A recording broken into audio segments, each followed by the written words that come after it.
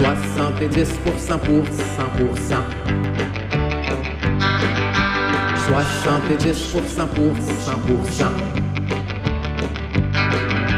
Chaud, radio, classable le moins réduisable ou résumable. Sérieux, humoriste et humain. 70% pour 100%. 70% pour 100%.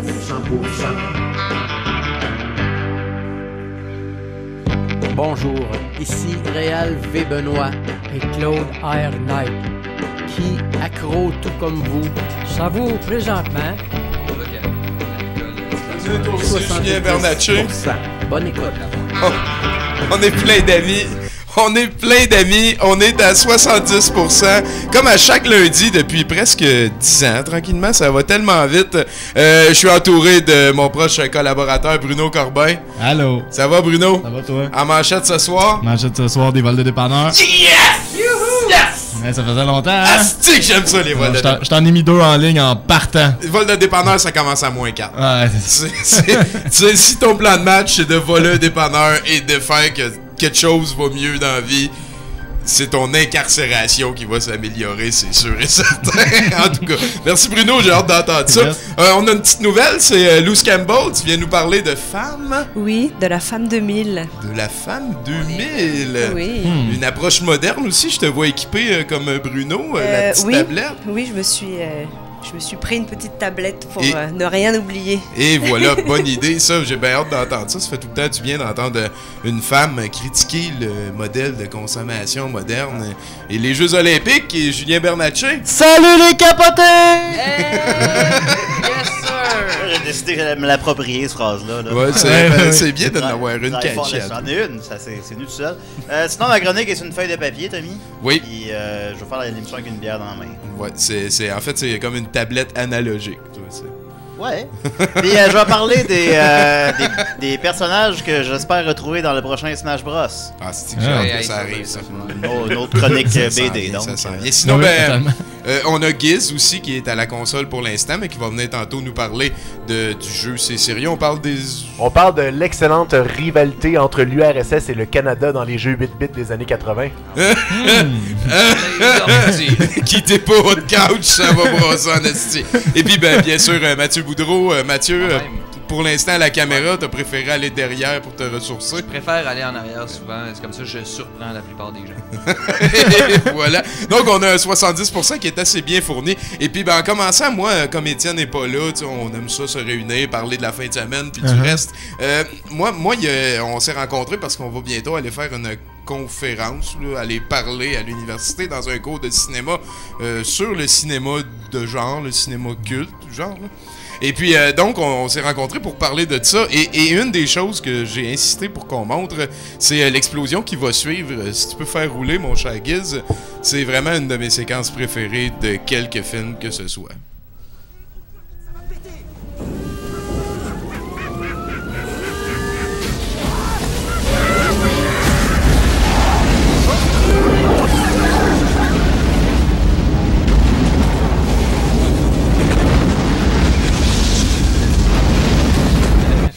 C'est long. Donc, le ciel était bleu, on le voit bien. C'est vraiment une séquence que j'adore. Et en fait, en y reparlant, en y repensant, je me suis rendu compte qu'il y avait un esti de build-up à cette séquence-là. Parce que j'ai souvent projeté le bout que ça explose. Mais dans le film, pour vrai, Willem Dafoe a gagné. Et il est en train de s'en aller en avion. Et là, il évite de peine et de justesse un pétrolier qu'il y avait sur l'océan parce qu'il était occupé à faire et puis là, il réussit à passer de justesse. Et là, ce qu'il fait, c'est qu'il regarde le bateau comme ça. Puis il regarde en bas et en arrière pour continuer à faire et là, il fonce dans un poteau. Et c'est au-dessus de ce poteau-là qu'on le retrouve pour... d'ailleurs, on va écouter la séquence au complet. C'est du build-up, ça, mesdames, messieurs. C'est Hollywood pour vous. Et le gars qui est méchant, tu laisseras nos micros ouverts, on va sûrement parler par-dessus. Le gars qui est méchant, c'est Willem Dafoe. Il est méchant. Il est méchant, Une phase de méchant. Voilà, c'est ça. C'est un contre-emploi. Il appelle ça un rictus. Un rictus, de la génétique de méchant. Cyril Rictus. Exactement. Vas-y, pars le clip, là. Puis fais juste enlever notre face, puis garder les micros. Là, il y a le héros qui a été... Pas Keanu Reeves. C'est ça, pas Keanu Reeves, parce que Keanu Reeves voulait pas jouer là-dedans, parce qu'il trouvait que tout avait été dit. Ce qui n'est pas faux. Et là, il y a Willem Dafoe. Là, on rappelle, il y a l'argent. Willem Dafoe était très méchant dans le film. Il devait se faire sucer par des sangsues qui enlevaient son mercure de méchant à cause de sa maladie du foie très méchante. Et là, il y a l'argent dans son compte en Suisse secret. Il a gagné. Et à ce moment-ci, et voilà. Pas Keanu Reeves réussit à sauver... Oui, Sandra Bullock. Ouais, elle revient. Oui, elle joue dans la gravité. Ouais. Et dans l'eau à la fin, d'ailleurs. Et là, comme il était occupé, et voilà, on évite de peine et de justice et de misère. Plan de match ici, mesdames, messieurs. Et oui, il réussit à passer. Et là, mais là, il est en train de voler par-dessus le pétrolier. Et ça, c'est un beau bout que j'ai pas mentionné. Après, là, il a pas vu il y a le soleil qui l'éblouissait, c'est ça qui est arrivé, là. Voilà. Puis là... Aïe. Et à partir de ce moment-ci, on entend en background, il y a une sirène. Ouais. Parce que le pétrolier a comme reçu une pichenote. Donc, on avorte la mission. Tout le monde débarque du pétrolier. Il y a eu une pichenote. sur nous autres. Parce que c'est tombé sur l'antenne qui est en avant. Oui. Un 15 pieds là, avant de toucher à quelqu'un. Mais ça, ça, en fait, c'est pas une antenne. Ça, c'est un tuyau duquel ressort des fiumes de pétrole, en fait. Il y a ça sur tous les pétroliers. Et sur les Death Star aussi. Exactement.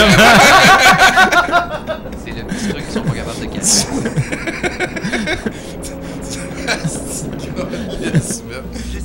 Et donc, voilà le build-up. Le gars qui était là dans le 1, qui revient dans le 2, doit faire un featuring sur la trame sonore. C'est comme rien. Ah ben oui, c'est vrai ça. J'avais oublié qu'il y avait ce personnage-là qui revenait. C'est important. Featuring de cool. Avec un rôle un petit peu plus important que dans le premier, parce que tout le monde l'avait beaucoup aimé dans le premier. Exactement. Donc on va lui donner un rôle plus important dans le deuxième, histoire de gâcher. Et donc, là, c'est le moment où l'amour la sauve. C'est un petit peu lourd, on s'excuse, Sarah. Ça va se tasser. Fromage.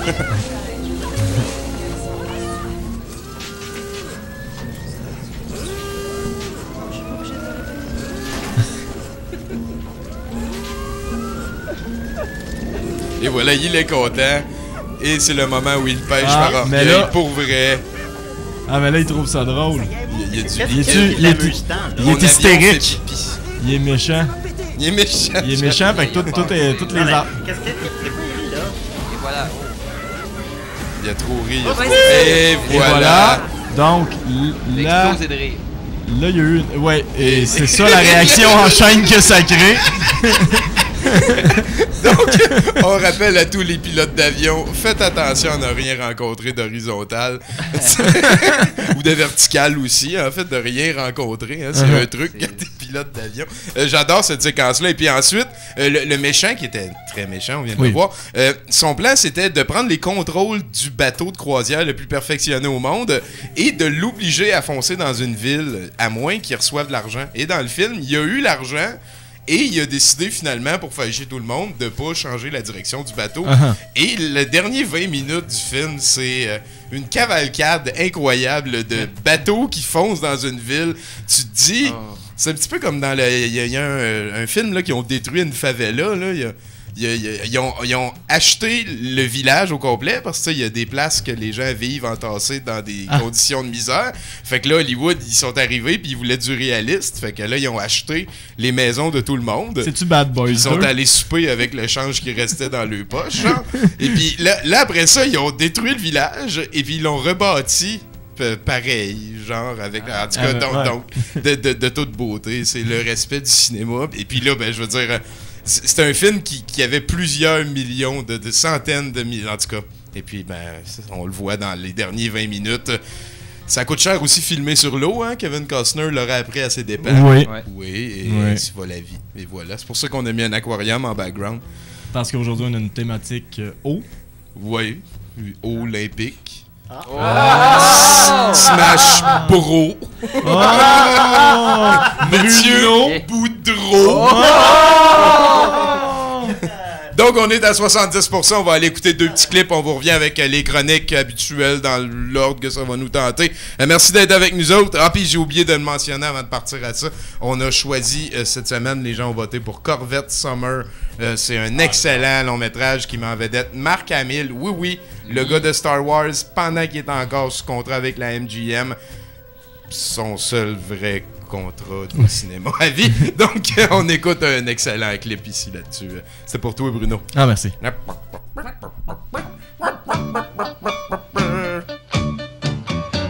tous, c'est tous pour un. Lorsque l'on est mousquetaire, un pour tous, c'est tous pour un. On est comme des frères. Un pour tous, c'est tous pour un. Il faudra s'y faire. Les autres ne sont pas loin quand on en voit un. Un pour tous, c'est tous pour un. Lorsque l'on est mousquetaire, un pour tous, c'est tous pour un. On est comme des frères. Un pour tous, c'est tous pour un. Ils sont sur la terre comme les doigts de la main et ça leur va bien. Comme des petits diables, ils font des tours pendables. Mais nous savons qu'ils sont de joyeux compagnons. Mais pour croiser le fer avec ces mousquetaires, il faudrait être fou, oui, être fou.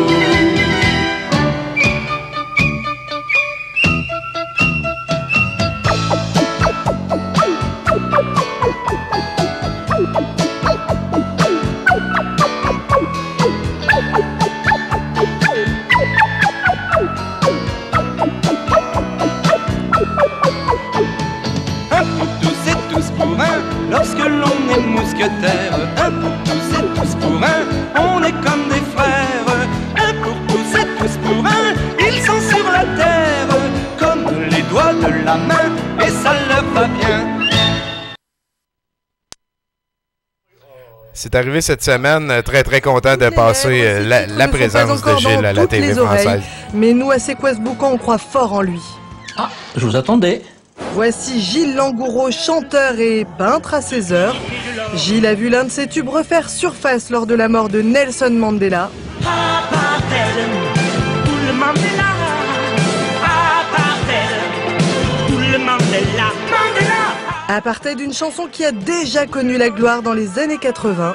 J'étais assez fier que des dizaines de milliers de jeunes chantent cette chanson. J'étais monté sur l'arrière d'un camion devant 10 000 jeunes qui gueulaient.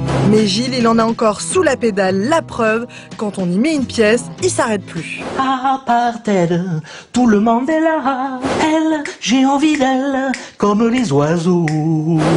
Apartheid, tout le monde est là. Mandela, mais tiré dans un ciel. Stop! Nous venons de recevoir un mail de Gilou. Pour les moments où je chante a cappella, mettre une légère réverbe. C'est comme si c'était fait, Gilou. Apartheid, tout le monde est là. Apartheid, tout le monde est là. Mandela. C'est quoi ce boucan, révélateur de talent?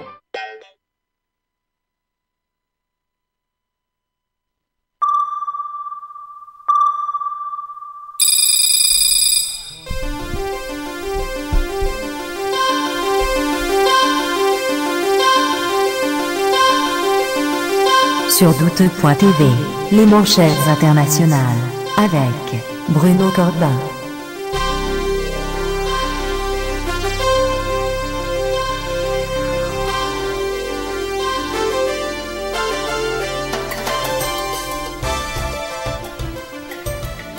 Allô, Tommy! Salut, Bruno. Ça va bien? Allez, ça va bien, c'est ça, le bout quand ça fait... Ouais, quand ça part, man. On craque. Aïe, ça brasse dans le monde de l'univers. Moi, j'ai entendu parler de dépanneur tantôt. Oui. Et je viens de voir la première photo et j'ai très, très hâte d'en entendre parler. Ça s'en vient. C'est vraiment beaucoup.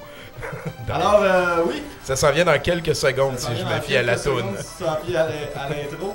Ah ouais. Ouais, c'est ça, c'est moi. J'étais tellement jeune. Ouais, hein?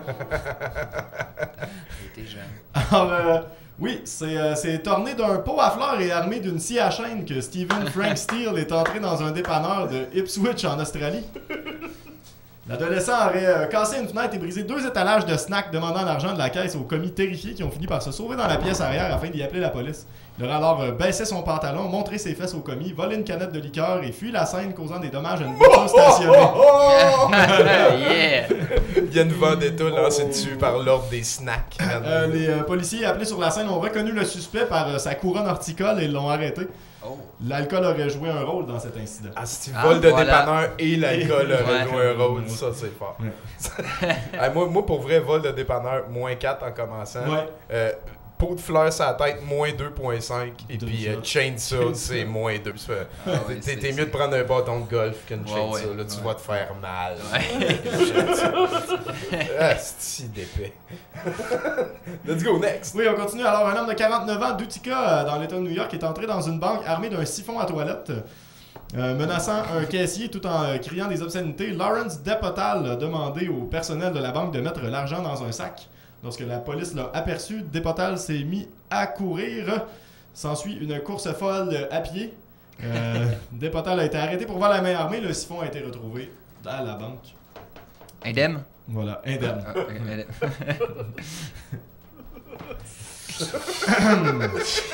C'est bête, tu sais. Il était dans la suite là-dessus. Je penserais pas. On continue, on s'en va en météo maintenant. Les folles tempêtes de neige des dernières semaines ont amené avec elles des choses un petit peu folles aussi. En effet, des groupes de conspirationnistes affirment que le gouvernement américain a envoyé de la fausse neige sous forme de tempête afin de distraire la population de ce qui se passe vraiment. Présumément la fabrication d'une piste d'atterrissage sur laquelle un clone extraterrestre cyborg ninja de Richard Nixon pourrait atterrir et dominer le centre de la Terre. Mais bon, je suis sûr que c'est pas un épisode de Futurama. Sérieux? Je l'aime en tout cas, cette hypothèse-là. Les conspirationnistes affirment que la neige est fausse puisque quand on la brûle avec un lighter, elle ne fond pas, oubliant le principe de sublimation. Ils affirment aussi que la neige a une drôle d'odeur chimique, oubliant cette fois-ci qu'ils viennent juste d'essayer de la faire brûler avec un lighter.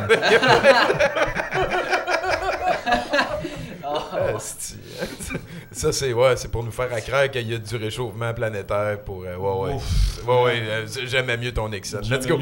Continue, on en fait une dernière? Ah bon, on en fait une dernière. En Grande-Bretagne, Michel Chapman, 24 ans, se faisait intimider par des membres de sa famille sur Facebook. Le harcèlement sexuel constant a poussé la femme à appeler la police et à porter plainte. Seul petit point qu'elle avait oublié de mentionner, tous les comptes Facebook des membres de sa famille avaient été créés par elle. Et c'est elle-même qui générait les commentaires. Une brève enquête a révélé que tous les comptes avaient été créés de son adresse. Il semblerait que la femme tentait de se venger de son père pour des actions posées dans le passé. Elle a reçu une sentence de 20 mois de prison, faisant d'elle la première personne à être emprisonnée pour s'être trollée elle-même. Quand même, ben c'est une pionnière. Wow! Record! J'ai comme une crise d'allergie au câble. Elle avait besoin d'attention, c'est son cri à l'aide. Oui, c'est ça. Merci beaucoup, Bruno. Ben, ça fait plaisir. On continue l'émission. J'ai ici un beau petit clip, ça s'appelle Goat Simulator. Je pense qu'on va écouter ça avant de revenir avec Giz ou Lou ou Mathieu. Là, on verra.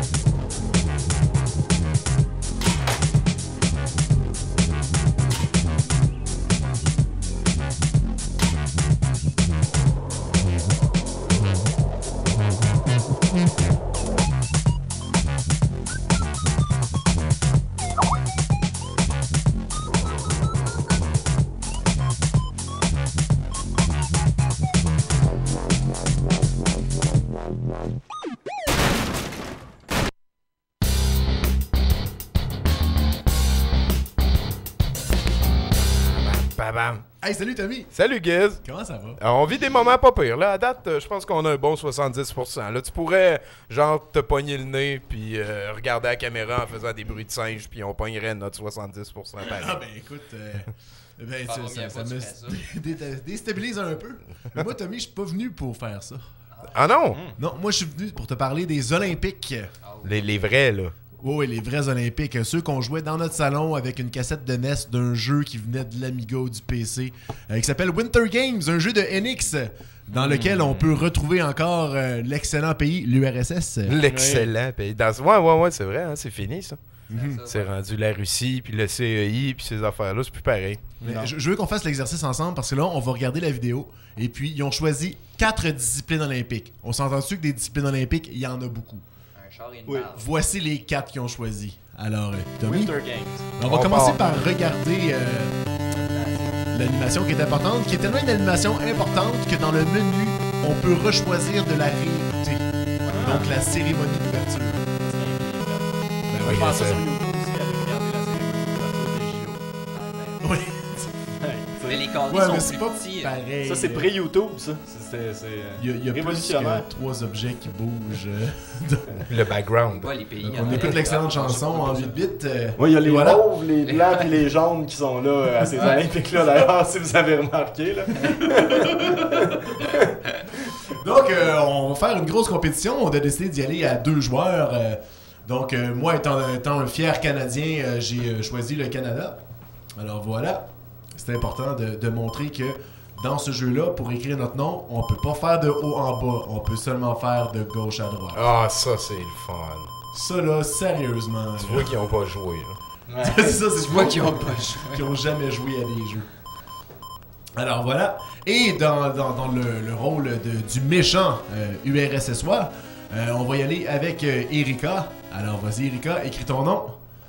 Note à moi-même, la prochaine fois, skipper les intros avec les gens qui écrivent leur nom. Voilà. Non, mais on y pense pas, hein, tu sais. Puis sinon, grosse fin de semaine. Ben, c'est ça, je me suis dit qu'elle allait se passer. Je me suis dit, Bruno va raconter sa fin de semaine, puis... Ouais. Je m'en rappelle plus que j'ai fait. Pas facile. Ça avait l'air le fun. Ouais, j'imagine que oui. D'habitude, mais tu t'en rappelles plus. Hein. Ouais, c'est ça. Allez, bon, voilà, on commence. Hey! Yeah! Eri! Contre Giz, attends, on commence. Laisse pas encore commencer. On est encore en train de commencer. On a-tu une vidéo qui vient de bugger? Non, il y a eu une toune de... Ah! Alors, les Hot Dog Aerials.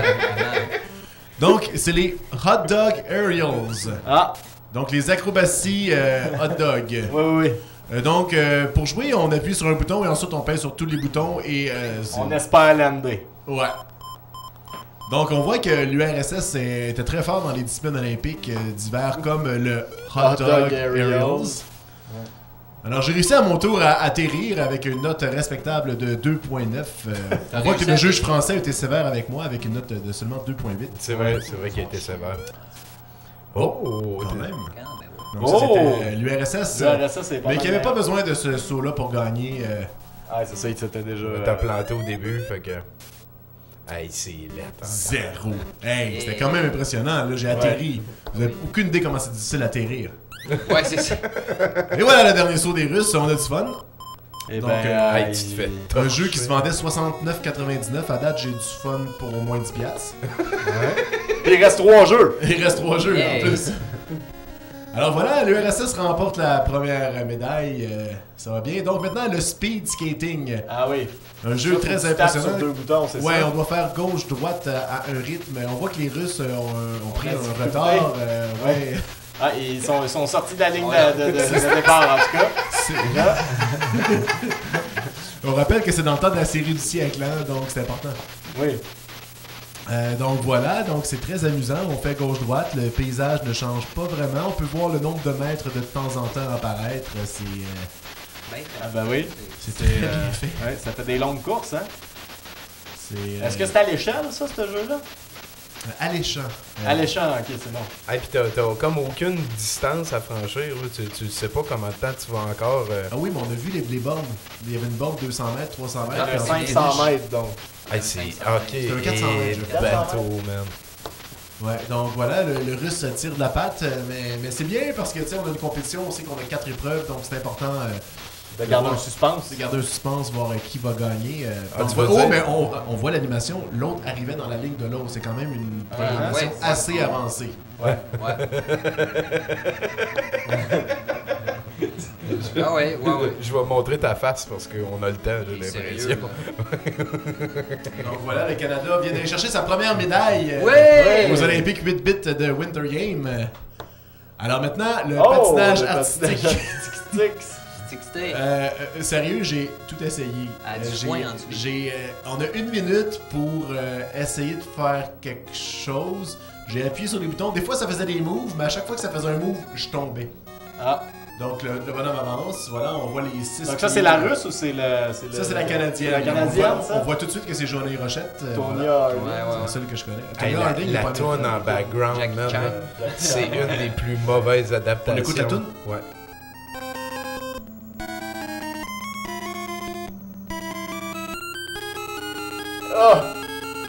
Moi j'ai au moins du fun pour 30$ à la date là. Ah oui, ok, ouais. Moi j'ai. Non, regarde! Là, je réussis à faire un move, mais je tombe! Donc, mon move compte bas. Triple boucle piqué! Triple boucle tombé. Triple boucle tombé, c'est ça, tu sais. Donc, on avance sur une patinoire infinie vers la droite. Ouais, avec 6 drapeaux dessus. Oui, les 6 pays qui étaient là aux Olympiques de cette année-là. Ouais, mais c'était la guerre froide, hein? C'est pour ça qu'il y a tout le Commonwealth puis les ennemis de la Deuxième Guerre mondiale. Donc voilà, c'était ça. On finit sur une belle note. Donc on tombe sur le cul et on fait un salut. Voilà, le salut. Donc je vais vous épargner... Je vais vous épargner la performance de la Russie qui ressemblait étrangement à celle du Canada. Est-ce que quelqu'un a gagné? Je l'ai mis en accéléré pour montrer que c'est pas mal la même affaire. Donc un bonhomme qui tombe. Dans la même direction. Tu peux pas être bon à ça. Ben, je faudrait faire de la recherche. Aïe. Donc une autre note de 0, 0, 0. Donc... Et la loi du player 1 fait en sorte que le Canada gagne! On peut dire que cette épreuve-là compte pas. Donc, tu sais, en fait, c'est vraiment le bobsleigh qui va décider du champion olympique. Donc, voici le bobsleigh. Donc, on avance et c'est pas clair. Il y a une...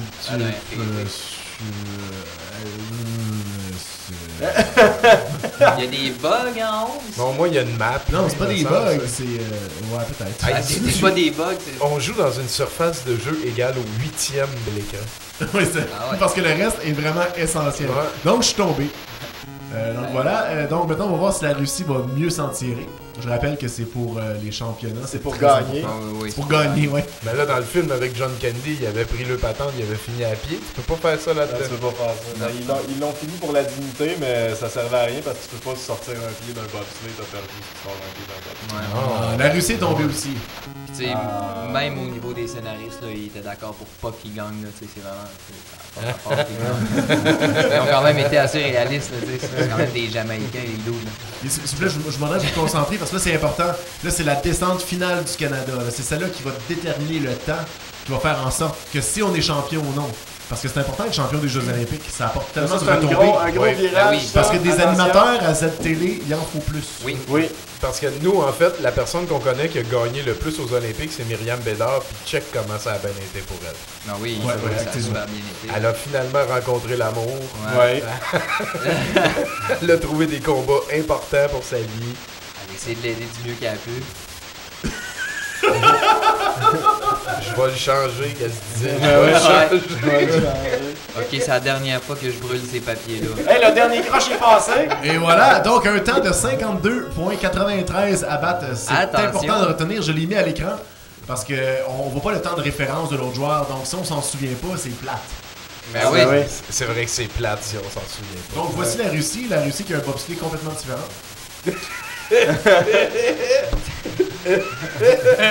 Fait que là, toi, tu pèses à gauche quand il y a un virage à gauche, puis tu pèses à droite quand il y a un virage à droite. En fait, c'est l'inverse parce qu'il faut empêcher le bobsleigh de sortir. Tu freines. Et je crois pas qu'il y a de frein, je pense que le speed avance tout seul, mais je suis pas sûr. En tout cas, il y a du suspense. Non, mais à date, je rappelle que c'est le dernier jeu et on a-tu du fun pour 70$ à date? On a pour 70$ des années 80. Là. C'est parce que là, tu peux rejouer, tu sais. Oui, on parle pas de ça. Pour essayer de peut-être... Le replay attention, je pense que ça va être serré, attention. cette affaire-là, mais je pense que les Russes vont peut-être gagner. Moi, je pense que les Russes vont gagner. Ah! Yes! Le Canada l'emporte par 200e! Moins 2. Quel scénario Incroyable. hollywoodien par hasard. C'est merveilleux.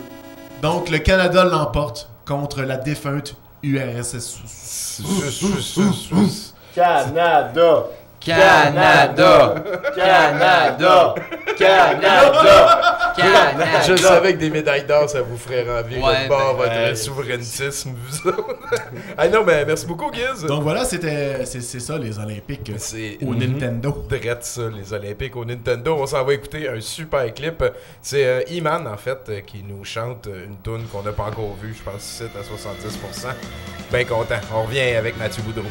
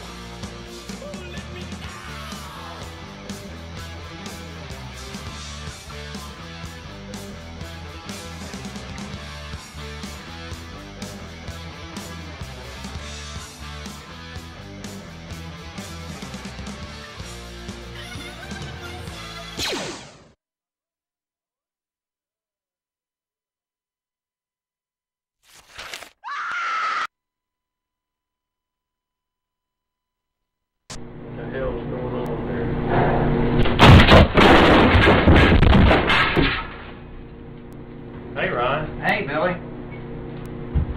That hurt.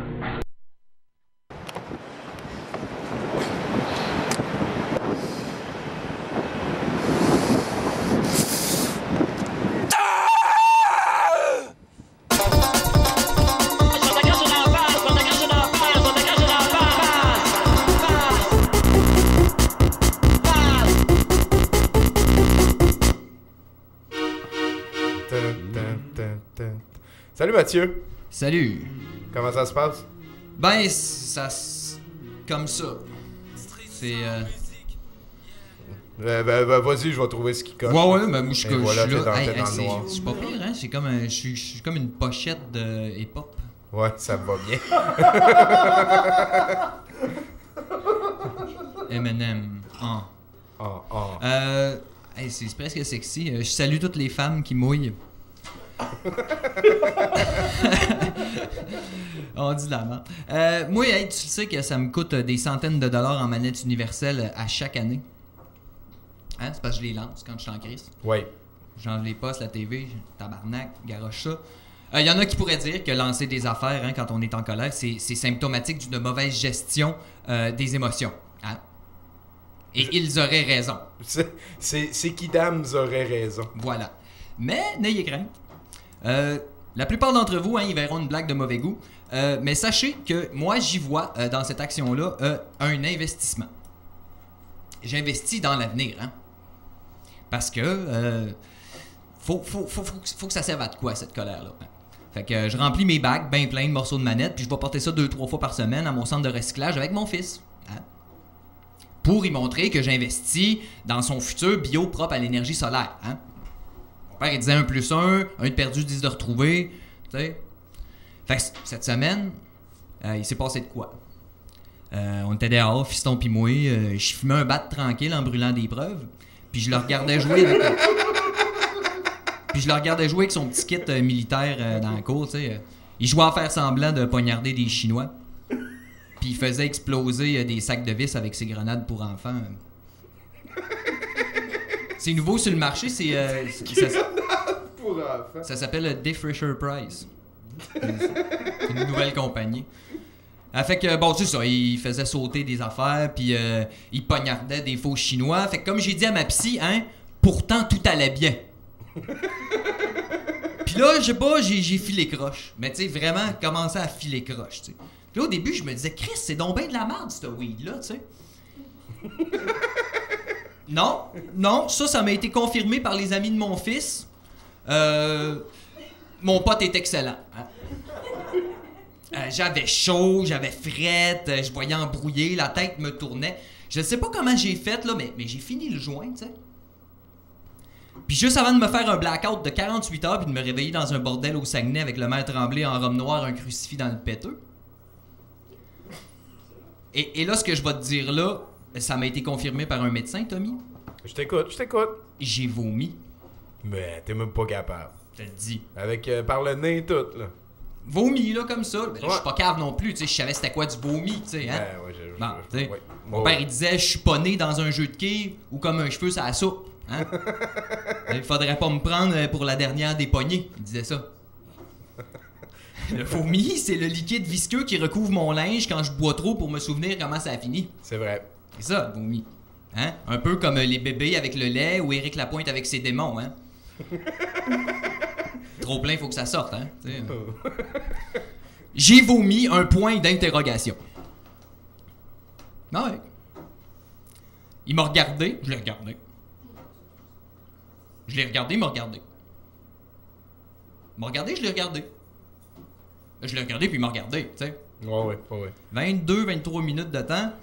J'ai pogné les nerfs, j'ai revomi, 3 points de suspension, ouvrir les guillemets, hashtag, tout mon esti de déjeuner dans sa face, fermer les parenthèses. Puis il m'a crissé à la paix avec son esti de question.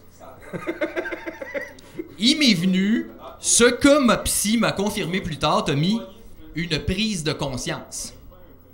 Je sais pas c'était quoi. Tu sais, au début, au départ, moi j'ai pris ça comme une agression. Ouais. Ça t'arrive, tu sais pas trop. Ça vient dans ta bulle, puis tu l'as pas invité. Ça arrive, tu sais pas c'est quoi, t'as l'impression d'une forme d'émotion qui est ni la colère ni la haine.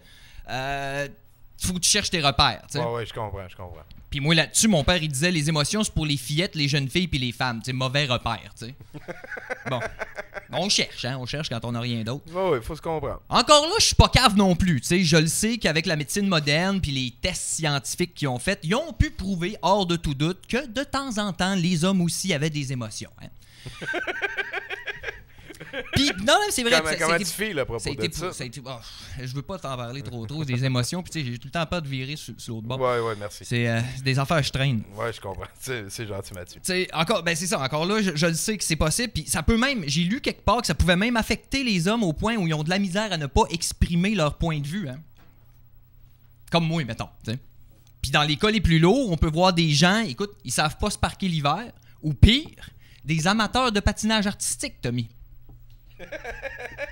Fascinant l'hétérosexualité. En regardant mon fils jouer, je me suis dit, tu regardes le futur. Tu vas-tu agir en irresponsable tout le reste de ta vie? À un moment donné, toi ici, il va falloir que tu te fasses ta part, tu sais. En même temps, je voyais les éclats de grenades, là, il y avait du plastique partout, des vis, puis mon vomi, puis je me disais, c'est pas moi certain qui va ramasser ça, tabarnak. Ben, sac à papier. Sac à papier? 1 + 1, mon père, il disait, Tommy. Ben, sans réfléchir, hein. Comme premier geste, j'ai recyclé. J'étais allé là. Hop, bateau, poussé à bout. De même. J'avais jamais vu ça. J'ai recyclé tout le plastique que je trouvais autour de mon fils. Tu sais, comme pour le protéger, là, comme une maman ours ou un pingouin. Là. Je sais pas trop, j'étais gelé en tabarnak. C'était pas facile de tout y enlever, Tommy. Polyester, acrylique, nylon. Écoute, ses mitaines, sa tuque, son foulard, sa veste, son t-shirt, ses culottes. Il commençait à me trouver lourd quand j'ai pris ses bobettes, puis il rentrait à la maison blasé quand j'ai voulu prendre le bout de ses lacets. Erreur numéro 1, tu sais. Moi, je pense que la goutte de son vase, c'est quand j'ai pris les tie wraps de sécurité de ses grenades, tu sais. Il disait, papa, là, t'exagères. Il fait moins 17, puis j'ai pas suivi mon cours de survie nue. Puis tu devrais lancer la grenade que t'as dans les mains, il te reste 20 secondes. À un moment donné, la goupille dans l'autre main, j'ai comme allumé. En plus, la voisine criait. Elle disait, allez-vous bien rentrer en dedans, ce pauvre enfant-là? Il est nu comme un verre. Vous pis vos mauvaises manières. Vous êtes mauvais. Là, j'ai négocié, avec mon fils. Naturellement, la famille en premier, hein? Familiaux. Ouais, priorité. Ben ouais. Bien oui, en plein de délire mystique, tu ne négocies pas, Tommy, avec le dragon, jamais. Tu frappes. Fait que j'y ai proposé. Il me semble que ça a l'air profond, ce phrase-là. En plein délire mystique, tu ne négocies pas avec le dragon. Tu frappes. Tu frappes. J'y ai proposé à mon fils, j'ai dit, je m'excuse, puis tu m'aides à la tuer. C'est une deuxième erreur. C'est comme ça. Souvent, j'en fais plus qu'une à la fois. Son regard voulait tout dire. Je l'avais déçu, Tommy. Là, il m'a dit, papa, tu m'as promis que t'allais arrêter de tuer, sauf pour l'argent, ou si c'est Jennifer Lopez. Là, t'as pas respecté ta parole, je t'en crisse, puis il te reste 4 secondes pour la grenade. Ouais, mais moi, j'ai comme... Tu sais, je suis dans le milieu. Ça fait longtemps que je suis là-dedans, trentaine d'années. Je me dis, tu sais, le contrat, peut-être qu'un jour, il va me passer entre les mains, tu sais. Ça fait 30 ans. Ouais, j'étais là avant elle, je vais être là après elle, je te le dis. En tout cas, ouais, je comprends. T'as dit ça comme ça. Fait que là-dessus, il est rentré. Fait que tout seul dehors, c'est moins le fun qu'une grenade dans les mains. Fait que j'ai garoché la grenade dans le terrain de la voisine. Puis après avoir éteint le feu puis recyclé le reste du kit de son patio, en lui donnant un chèque mais en s'excusant, en m'excusant d'avoir traumatisé son chat. Châtaigne. Son chat Châtaigne. Ouais, Châtaigne. J'aime pas ce monde-là, moi. Chat, ça n'a pas de nom. Ouais. Un chat. Je suis rentré, moi, ici. Fiston était dans le salon, puis il est en train de se faire un marathon d'épisodes de La Voix. Ouch. Ah, et nous autres, on fait ça à la fin de semaine. Ah bon. Ouais, ben, c'est pour le système immunitaire. S'endurcir. Ouais. On n'a pas été capable de toffer l'émission au complet, hein, même pas la première. Tu sais comment est-ce que c'est, l'orgueil mâle, hein? Tu sais, tu vas être plus fort que l'autre, y montrer que t'as pas besoin d'en parler, là, même si c'est dans le silence le plus dur qui soit, tu sais. Devant GTA, là, c'est facile d'avoir l'air mâle, là, tu sais. Tu te voles un char, tu tires dans le tas, tu sais. Mais devant la TV câblée, Tommy, c'est une autre chose. Tu ne rentres pas là avec un gun. Non. Il te faut une histoire triste. Ah non, mais on fait des jokes, là, mais avec la voix, là, mon fils puis moi, on rit en baptême quand on écoute ça. Juste l'autre soir, La Pointe, il dit, si ta voix avait été de la boisson, je me serais saoulé avec. Écoute, je pensais que mon pancréas allait prendre congé. Je vibrais. La NASA m'a appelé, ils ont dit, fait quoi? C'est tombé épais. C'est ça. Il a dit ça, il a dit, si ta voix avait été de la boisson, je me serais saoulé avec. Ça passe comme de la grande poésie. Tu peux pas l'inventer, celle-là. Moi, j'ai écrit des fois, je suis fier, mais non, pas celle-là. Fait que c'est ça, fait que... blablabla. J'ai cru que ça... Fait, 3-4 éclats de rire plus tard, il s'est repassé autre chose, Tommy. Et là, encore au début, je suis naïf, je croyais que c'était une espèce de miracle ou de la magie noire. OK. Du vaudou, carrément. Mais, encore d'après ce que ma psy m'a dit, c'était tout à fait normal que ça se passe comme ça. Elle disait, dans la bonne humeur, la communication est plus facile. C'est vrai, c'est vrai. Fait que j'ai appris de quoi, tu sais. C'est comme ça que moi puis mon fils, on a pu commencer à investir dans notre avenir, tu sais. C'est bien beau agresser des pauvres innocents, là, mais à un moment donné, il faut que tu te spécialises, tu sais. Ouais. Mon père, il disait, dans la forêt du capital, seul trouver sa branche permet d'y survivre, tu sais. Oh, un autre profonde, ça? Le hic, c'est que les arbres appartiennent tous à une compagnie privée. Il rajoutait ça tout le temps après. Pas plus fou qu'un autre, hein. Pas plus fou qu'un autre. J'ai acheté des entrepôts partout dans le monde. Au Canada, en Belgique, en Allemagne, en France. Partout. Pour qu'on puisse les remplir de plastique. Hein, le plus possible de plastique. Attention, là. Attention. Là, j'entends les gens à la maison dire, ben là, t'aimes plus détruire le vivant. Non. Hein, écoute, je n'ai rien du tout contre la destruction du vivant. Au contraire, d'ailleurs, ces temps-ci, hein, ça va bien. On en profite. On lâche pas. On continue, gang. Yes. Mais depuis l'annonce du PQ d'investir dans le pétrole de l'île d'Anticosti, je me dis, tu sais, pendant qu'on les vide, tous ces trous-là, Hein? Pourquoi que moi, j'entreposerais pas notre futur? Tu sais, parce que il y a des millions d'entrepôts partout dans le monde qui ne demandent qu'à être remplis de matériaux recyclés. T'sais. Alors, pendant qu'eux autres en sortent, moi, j'en rends. Puis là, comme ça, je vais entreposer pour dans des centaines d'années. T'sais. Quand vraiment, là, comme quand on va le voir, qu'il n'y aura plus de deal à faire avec le voisin parce que c'est vraiment le dernier baril.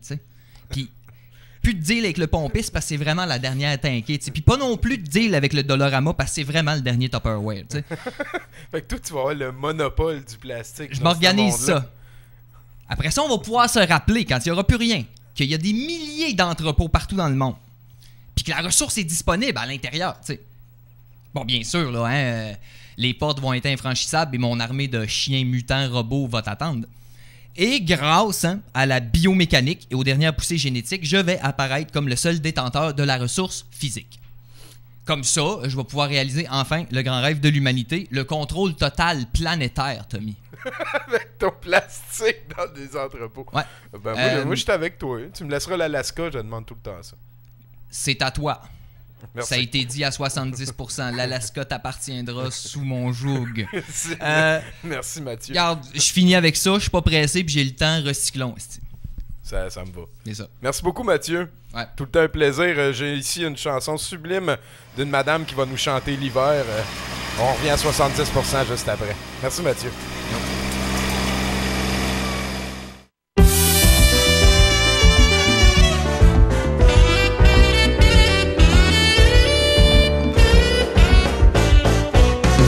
Mon pays, c'est pas les tropiques, mais dans le ciel, c'est comme un coup de baguette magique.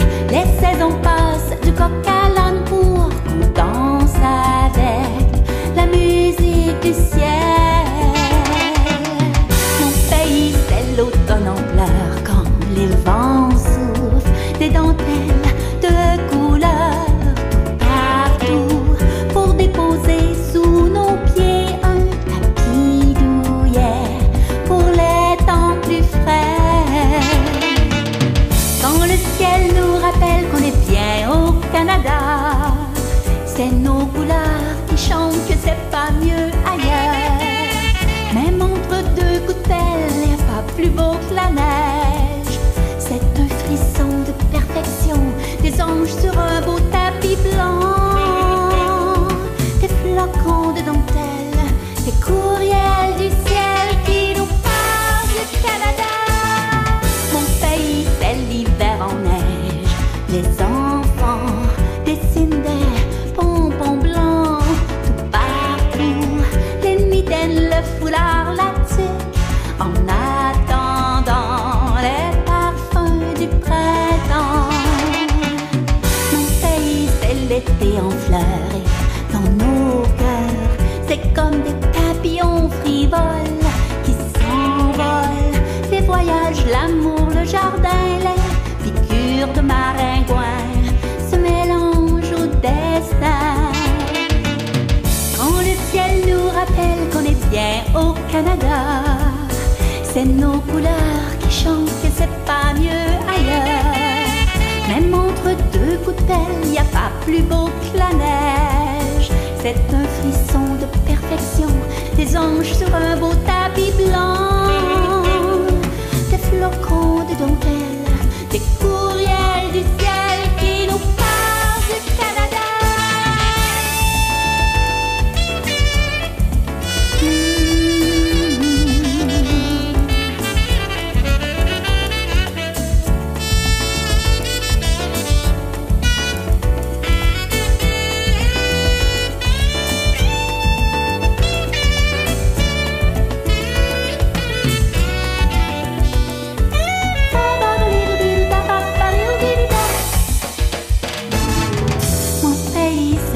Les tropiques, c'est tout blanc, c'est l'âme du ciel, transporté par le vent pour tous ceux qui vivent ici. Quand le ciel nous rappelle qu'on est bien au Canada, c'est nos couleurs qui chantent que c'est pas mieux ailleurs. Même entre deux coups de pelle, y a pas plus beau que la neige.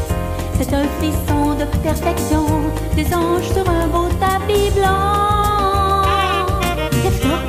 de dentelle, des courriels du ciel qui nous parlent du Canada.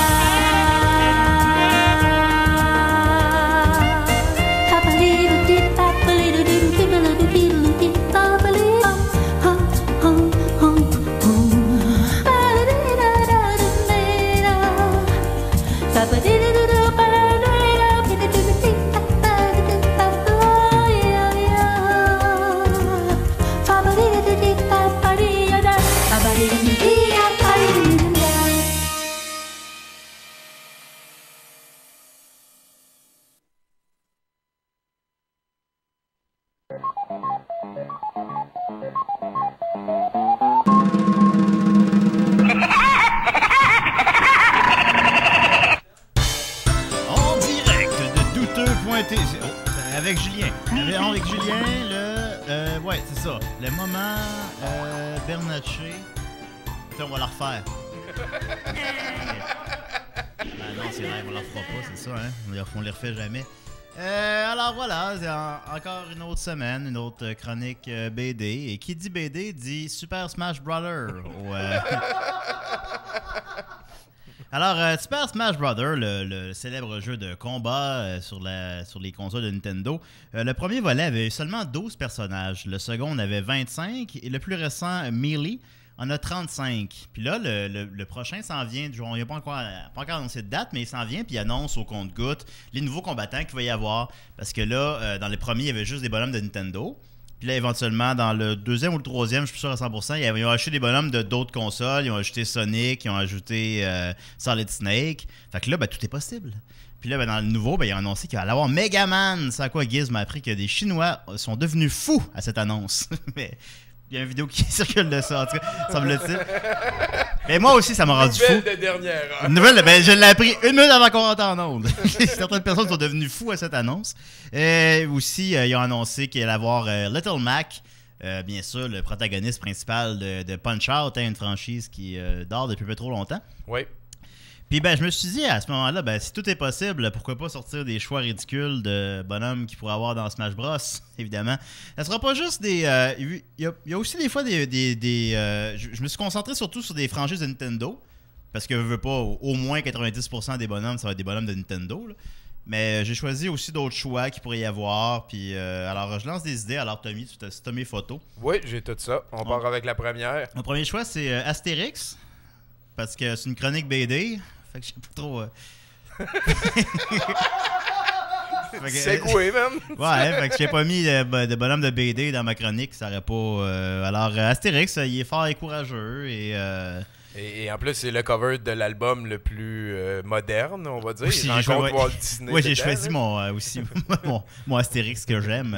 Okay. Là, il pourrait faire comme Obélix, non! Puis c'est ça, alors voilà, il n'y a pas le choix. Ensuite de ça...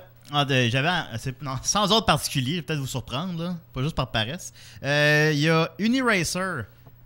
Parce qu'on est dû. Hein. S'il y a une franchise de Nintendo qui est un peu mise de côté, c'est Uniracer, qui a eu un seul jeu en 94. Et je me rappelle que le jeu, t'avais pas le droit d'écrire de gros mots pour ton nom, comme fuck, shit. Mais tu ne peux pas écrire non plus Sonic. Le jeu voulait pas. C'est ça qu'on a découvert ça, on capotait, on le faisait à répétition. Puis là, ça marchait jamais. Ça marchait jamais. Souvent. C'est ça. Sinon, ben, j'avais un ami qui l'avait, on jouait jamais. En troisième position, c'est ça. Uniracer, never forget.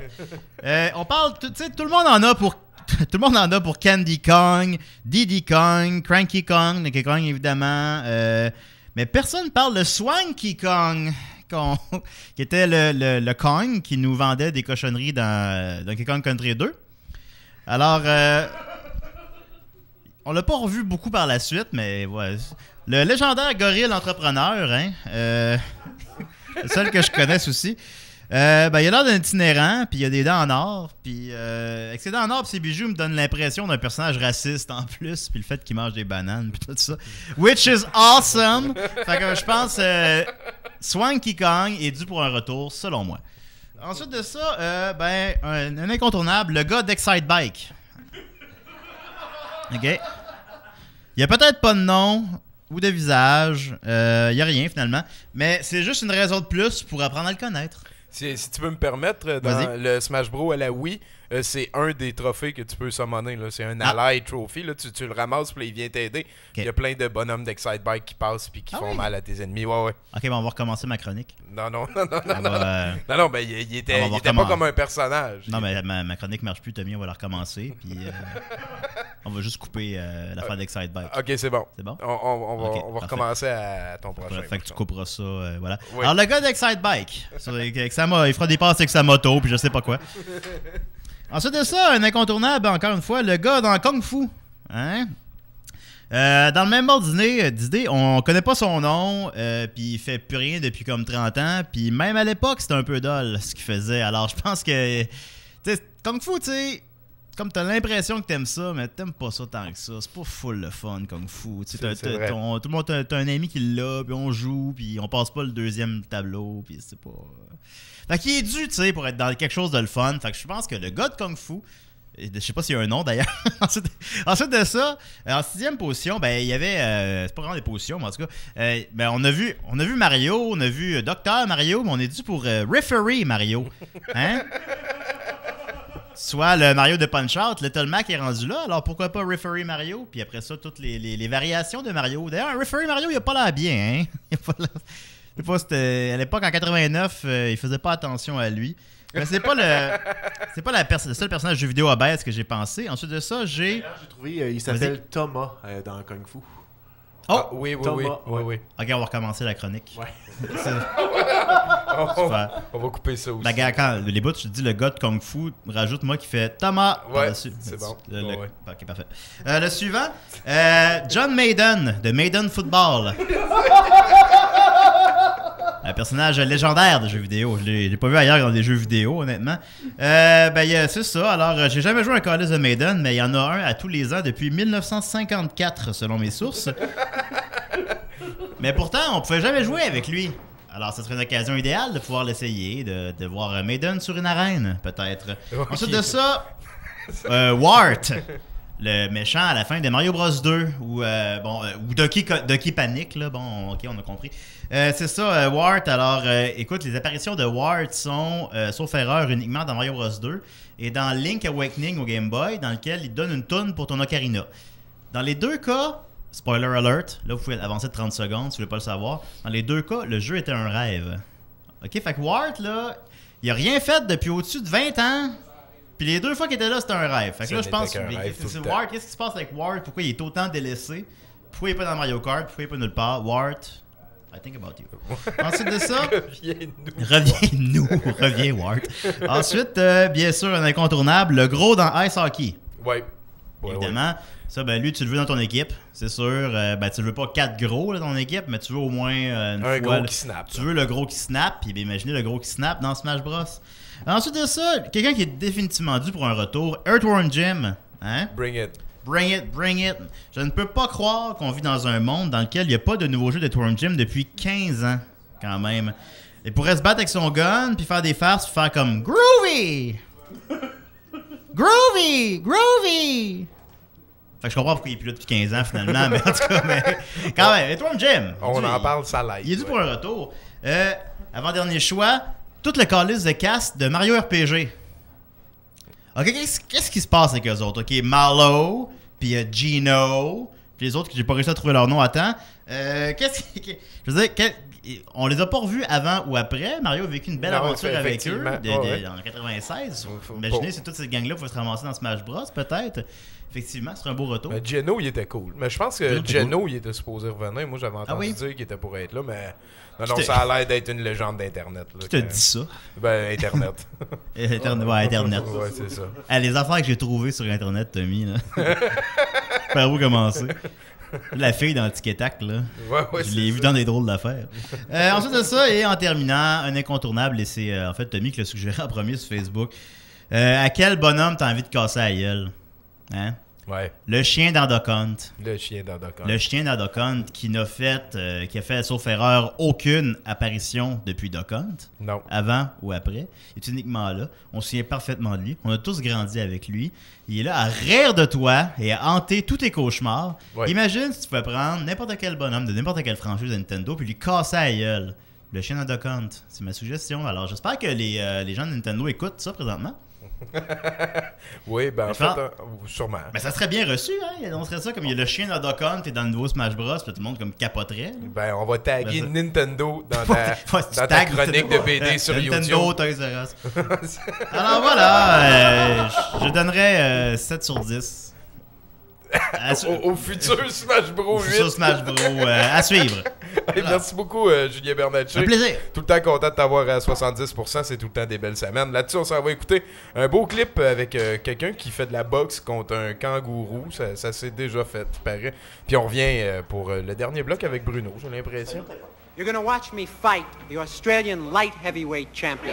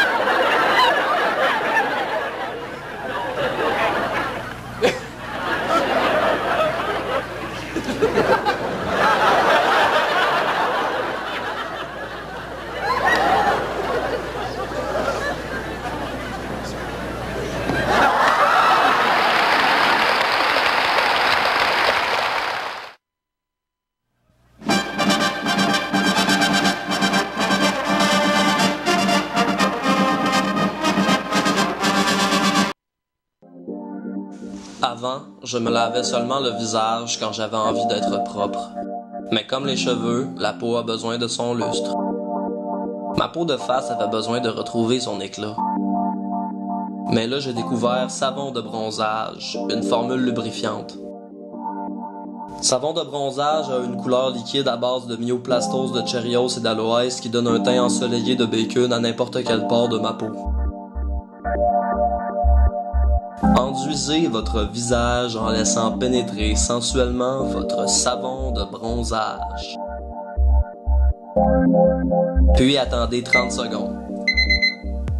Le résultat se passe de commentaires.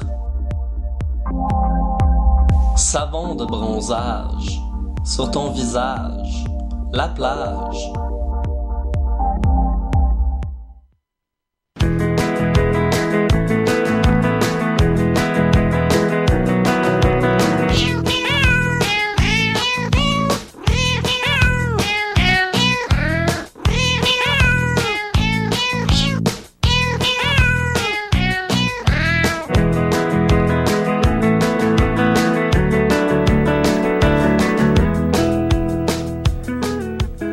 Oh yeah, on est rejoint en studio par Fred avec un dossier chaud qui était urgent et important sur une des choses les plus conséquentes qui se passent sur la planète Terre chaque année.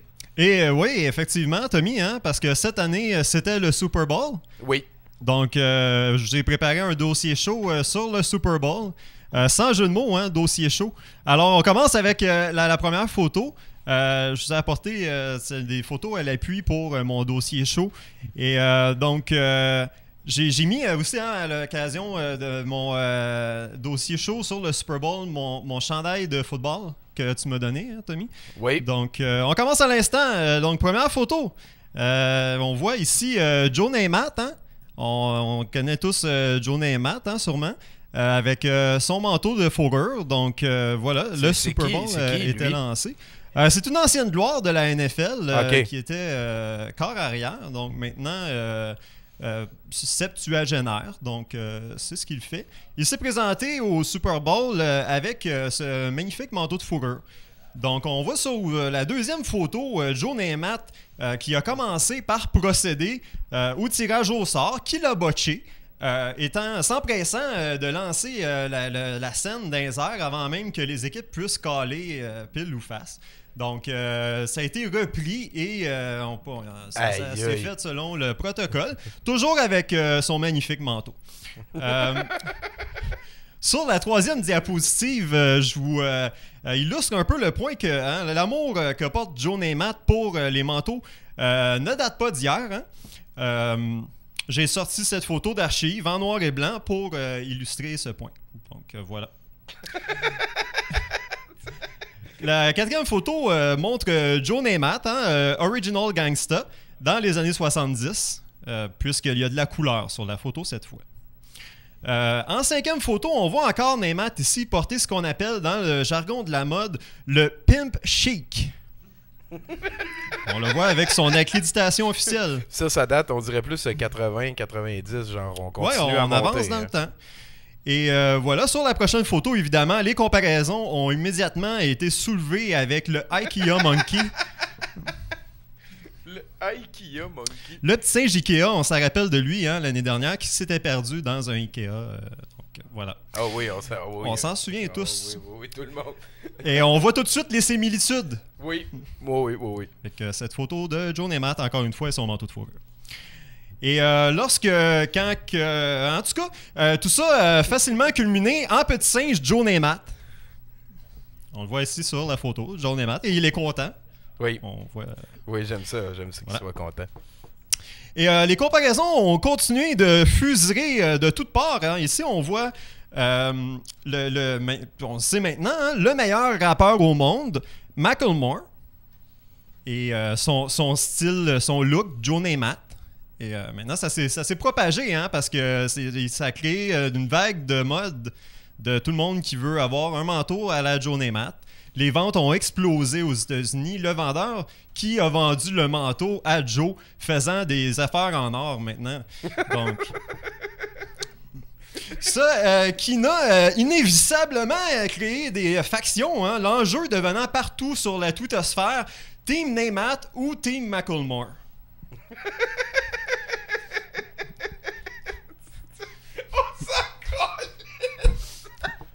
Certains ayant même l'audace d'être Team Kramer, mais seulement une poignée de nostalgiques de Seinfeld. Ouais. Toutes ces belles couleurs. Sur la prochaine photo, on voit Sean Diddy Puffy P. Diddy Comb Daddy ne voulant pas être en reste et manquer le bal, s'est empressé de diffuser cette photo sur Twitter, Instagram, comme s'il voulait dire « Né un, moi aussi, manteau de fourrure ». Je le porte depuis avant lui. Et tout ça devant Joe Namath, voulant dire, moi aussi, ça fait longtemps. Ouais. Donc, alors, le manteau de fourrure de Joe Namath a indubitablement volé le show au Super Bowl cette année. Donc, on le voit, tous les projecteurs étaient braqués sur lui. On le voit avec ce qui semble être un commissaire ou une personne. Donc, voilà.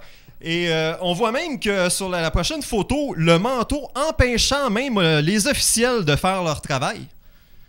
Donc, toute l'attention a été dirigée sur le manteau de Joe Namath.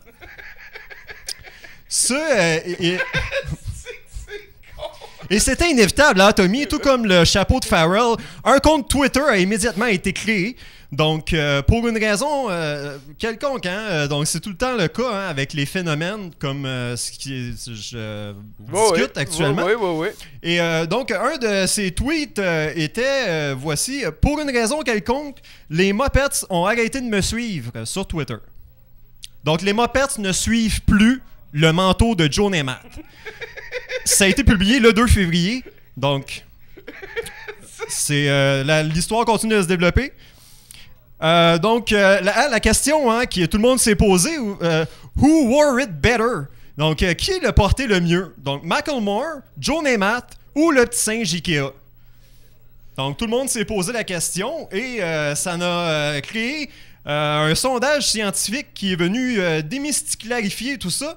Et par chance, car le petit singe Ikea éclipsant ses adversaires dans la poussière de brume, remportant la palme, faisant de lui, par conséquent, le grand gagnant du Super Bowl. Donc, avec 65% des voix, le petit singe Ikea qui devance et de loin Macklemore et Joe Namath pour ce qui est du manteau de fourrure. Et Tommy, pour faire un suivi, ça c'était mon dossier Super Bowl. C'était de toute beauté. Pour faire un suivi...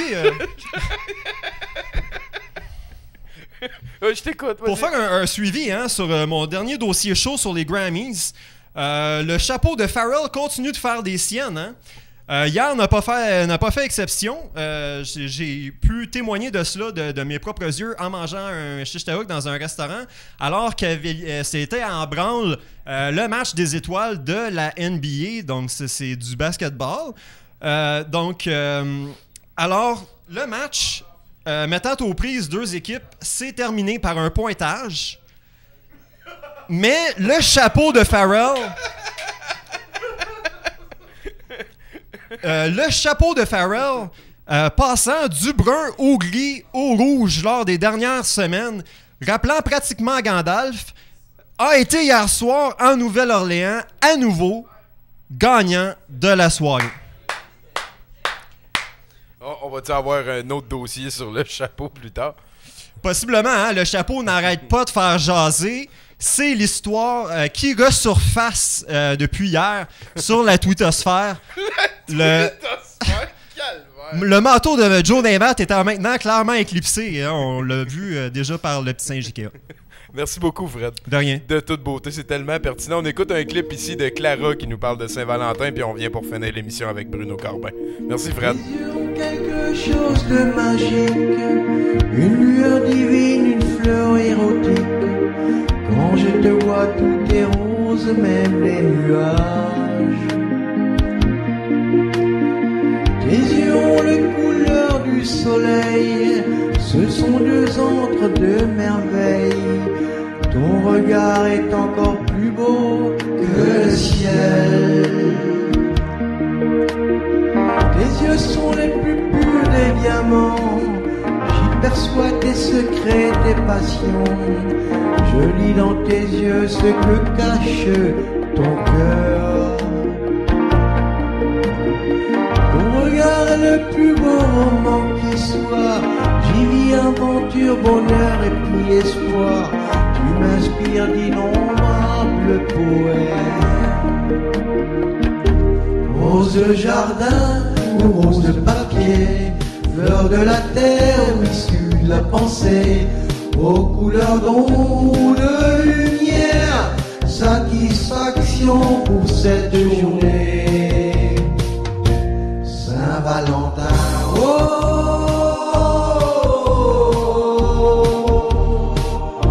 Saint-Valentin,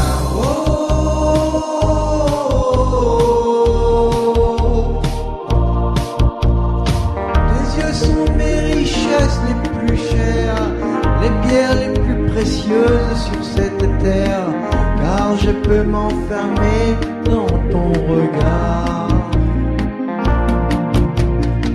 Tes yeux sont les plus beaux yeux du monde, quand je les croise tout s'arrête, même les secondes.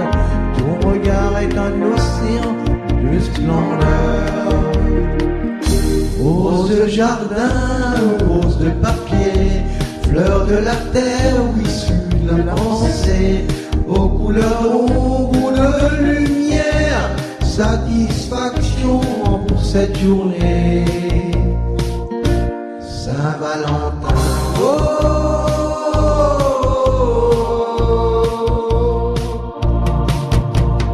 si la terre s'écroule et disparaît le soleil, si la mer s'assèche avec 12 écailles, sans ton regard doux et flamboyant.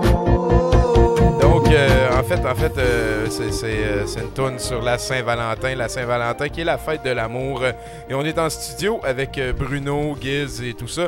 Et on est rendu en fait à la moitié de la chanson de Clara qui s'appelle La Saint-Valentin. Et je ne crois pas qu'on va être capable de la terminer à 70%. Pas vraiment envie non plus. C'est ça, c'est très rare qu'une chanson. Ça veut pas dire qu'on vous aime pas, nos auditeurs préférés.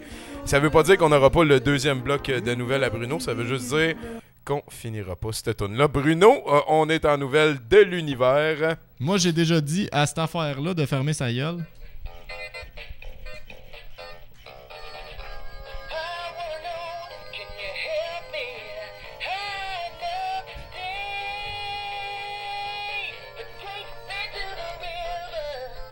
Est-ce que c'est Alors, pour une personne comme moi, qui a déjà affirmé que cette invention était totalement inutile, voici une nouvelle qui devrait me fermer la gueule. Oh, gros dossier. Un homme s'est introduit dans un magasin avec l'intention de le cambrioler. Heureusement pour les propriétaires, le Big Mouth Billy Bass avait été seté sur la fonction détecteur de mouvement, commençant ainsi à chanter la célèbre chanson Take Me to the River. Ou c'était peut-être l'autre. Non, c'était celle-là. C'était Take Me to the River. C'était Take Me to the River. Okay, je l'avais seté pour qu'il chante cette tune-là. Don't mess with the editorial. Terrifié, le cambrioleur s'est sauvé ne prenant rien avec lui. Merci, Billy. Merci, Billy. Asti de calice. Ouais, t'as raval ta mauvaise foi. Ouais. Le suspect d'un lynchage d'un DJ dans une banlieue parisienne a été libéré mercredi après qu'un fax ait manqué d'encre. En effet, la cour d'appel n'a pas réussi à lire un fax avant la date limite de son audience, libérant donc sur ce qu'on appellerait plus un problème technique qu'une technicalité. Une enquête sera ouverte. Les communications électroniques ne sont pas encore permises dans les causes criminelles en France, parce que c'est de même. Parce qu'on est au 18e siècle. C'est ça, exactement. Ben, j'ai choisi d'ailleurs une belle image de fax qu'on voit ici. C'est ça. Le Parlement examine la possibilité de changer cette règle. À un moment donné. Oui. On check. Ça se pourrait que ça l'arrive. On travaille peut-être là-dessus. Mm-hmm. Commission d'enquête. Voilà. Excellent. N'ayant pas obtenu la job pour laquelle il avait passé une entrevue, Javens Brown de Saint-Louis a décidé de se venger de la façon la plus logique possible en envoyant un colis contenant des excréments de chat à la compagnie qui avait refusé de l'engager. L'homme qui commençait à être tanné de ne pas se trouver d'emploi avait commencé à se venger sur les entreprises qui ne l'embauchaient pas. Les services des postes américains ont retrouvé une vingtaine de colis du genre qui avaient été envoyés à son nom. L'homme de 58 ans a plaidé coupable à une accusation pour avoir envoyé des articles injurieux et admet qu'il ne le refera plus. Mais ok, parce que c'est des colis, genre, faut qu'il aille payer le commis qui va lui charger le prix en pesant son... Ouais. Ok, c'est bon. Ça. Mais... Il pouvait payer cash, puis t'es pas besoin de montrer ta carte d'identité. Mais j'imagine qu'ils les ont envoyés en même temps, fait que les places les ont reçus, fait qu'ils ont fait une petite enquête, puis... Ok. Ouais, j'ai pas toute l'histoire. Dis-moi pas que le gars, il a donné son nom, puis après ça, il a dit « envoyez ça de ma part ». Ben peut-être qu'il faut que tu donnes ton nom. Hey, parle-moi d'un cave. Une école catholique en Californie a décidé que ce serait une bonne idée de faire un lunch pour le Black History Month. Le repas thématique consistait de poulet frit, pain de maïs et melon d'eau. Prouvant qu'ils sont sensibles à la cause afro-américaine. Eh, bateau, man. Prouvant que ce sont des funambules de la rectitude. Hein, la directrice de l'école a tenu une conférence et envoyé des lettres aux parents afin de s'excuser pour l'incident que certains considèrent comme insensible, assurant que le but n'était pas de perpétrer des stéréotypes raciaux entourant les Afro-Américains. On cherche toujours quelqu'un à blâmer. Semblerait-il qu'on aurait vu un homme noir se sauver de la scène. Let's go, une dernière. Et à Chicago, nouvelle règle obligeant les lieux publics à poser des affiches qui indiquent que les armes à feu sont interdites rend des écoles inconfortables parce qu'il y a un dessin d'armes à feu sur les affiches. Ok, il y a un signe, pas d'arme à feu. Oui, c'est ça, comme. Mais faudrait pas qu'il y ait de fusil parce qu'il y a un fusil. Parce qu'il y a un fusil sur la. En effet, on aurait peur que l'affiche donne une mauvaise idée, comme par exemple que les armes à feu étaient permises avant ou Les écoles aimeraient que l'affiche ait une iconographie plus subtile, présumément un poster sur lequel on voit toute la population de Chicago ne portant pas d'armes à feu. Ah, voilà, comme ça. Comme ça. Ça serait satisfaisant Ça serait plus pour tout le satisfaisant monde. pour eux autres. Asti, Voilà. hey, merci beaucoup, Bruno. Ça fait plaisir. Hey, dis merci à Giz à la caméra. Merci, Giz. Dis merci à Mathieu Boudreau. Merci, Mathieu Boudreau. Ah, Merci, Julien Bernatchez. Merci, Fred. Fred Fournier. Ben oui. Merci, Merci. Tommy Godette. Ben, avec plaisir. Merci à Sarah aussi qui s'est Sarah déplacée. qui est venue puis qui était là au début de l'émission puis qui a pas fait sa chronique. Qui va revenir la semaine prochaine, elle nous l'a promis. Oui. Sinon, on est à 70%. On vous laisse avec un petit clip. C'est Flea Market Montgomery pour les nostalgiques. Restez pas trop loin parce qu'au retour, il y a Stéphane P., notre directeur de CA, qui va venir nous parler du film de la semaine. On parle bien sûr de l'excellent, de l'unique, du sublime Corvette Summer. C'est ça, à 70%.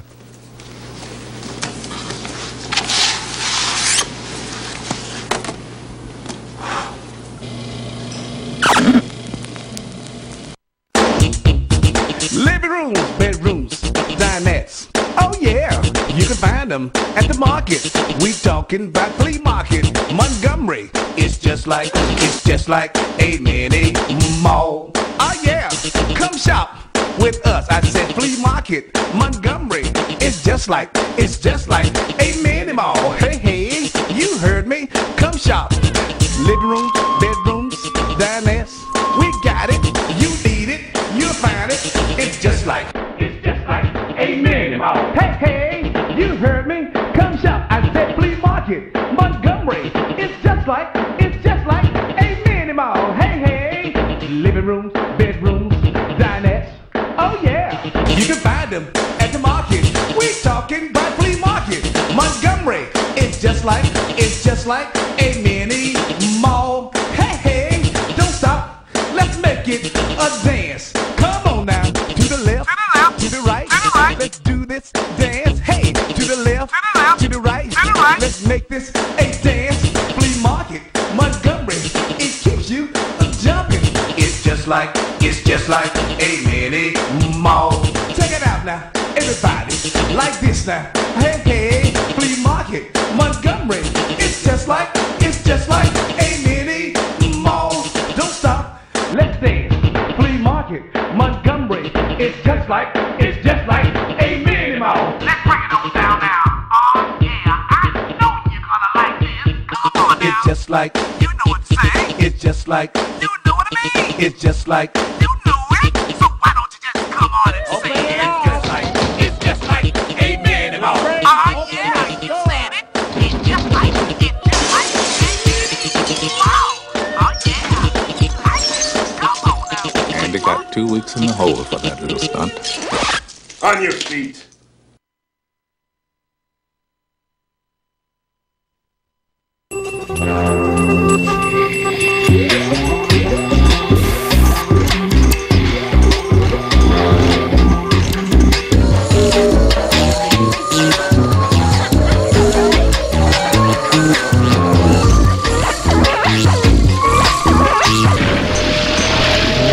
Bienvenue à Comprendre.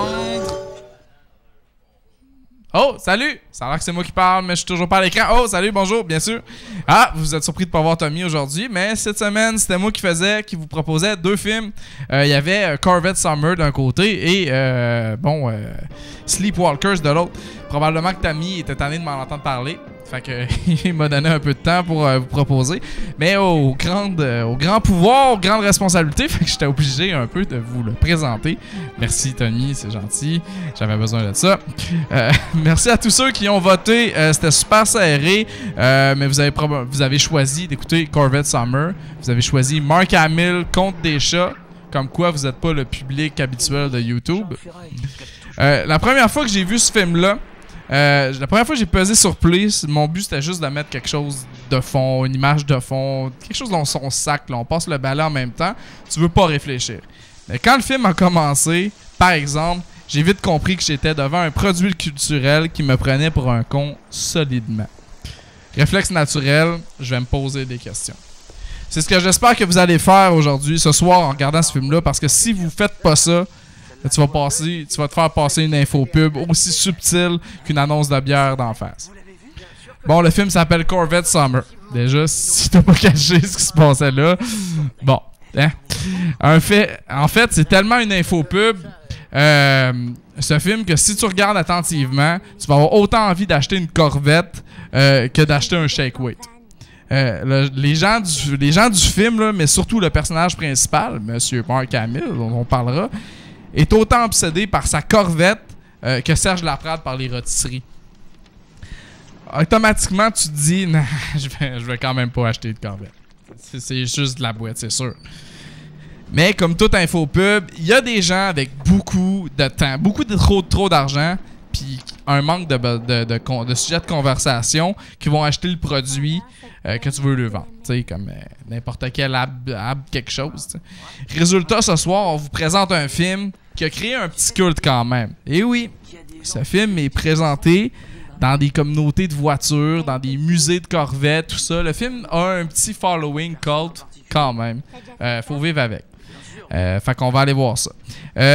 Allez pas voir sur Internet, s'il vous plaît, parce que si vous allez voir sur Internet, vous allez avoir plus de commentaires sur la voiture dans le film que sur le film. Fait que, croyez-moi, allez pas voir sur Internet. Avant d'être un film, par exemple, ce film-là s'appelait... Attends, c'était un roman. Ça s'appelait... Il y a eu un roman du film. Ça s'appelle Corvette Summer, a Fiberglass Romance. Une romance en fibre de verre.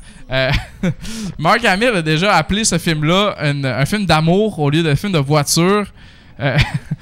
On vous laisse deviner avec qui il est en amour tout au long du film, entre la fille et la voiture. Bon, les personnages sont complètement unidimensionnels. C'est des caricatures. Vous allez voir, c'est subtil comme une tonne de béton. Puis ça nous amène à Mark Hamill. Ben oui, le gars dont... c'est plus ce côté-là. Le gars dont j'ai volé la coupe de cheveux. C'est pas mal le même... c'est de là que ça sort. Je pense que je la porte mieux que lui, par exemple. Mais en tout cas, ben ouais. Et qui, accessoirement, jouait dans Star Wars. C'est comme il est passé d'un combattant résistant contre un empire intergalactique qui possédait des pouvoirs surnaturels à un jeune adulte un peu moins con que Forrest Gump qui veut retrouver 4 bouts de tôle avec des roues, pour risquer sa vie. Puis il va tout remettre son système de valeurs en question pour sa voiture également. Alors qu'il y avait juste à utiliser la force. Tout le monde sait ça. La meilleure manière de regarder ce film-là, c'est de comparer les agissements du personnage avec ce que toi t'aurais fait ou ce qu'une personne normale aurait fait dans les mêmes circonstances. Il y a un gros gap entre les deux. Puis pour le reste, vous avez des projectiles puis de la bière. Mais, bon, je termine là, mais je vais juste y aller avec 4-5 petits éléments. D'abord, portez attention au film, au parallèle qui est fait entre vendre sa voiture puis vendre son corps. C'est pas... Il y a 2 personnages qui incarnent chacun des pôles, puis la morale tourne pas mal autour de ça. Oui, la fille, c'est Janine dans Ghostbusters. Avec une voix aussi insupportable que dans Ghostbusters, quoique c'est pas la même personne qui fait la traduction. Puis oui...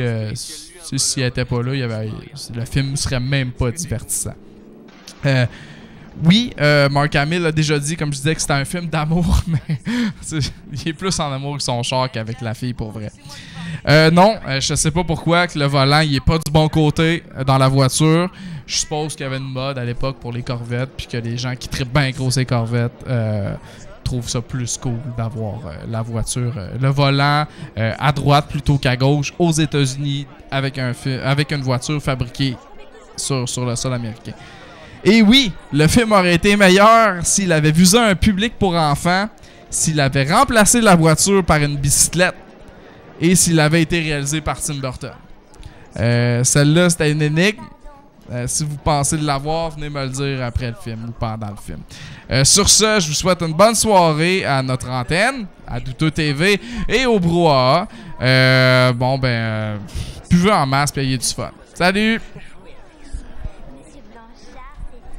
Merci Stéphane. Donc, sans plus attendre, on recommence au début le très très -7 Corvette Summer à douteux.tv.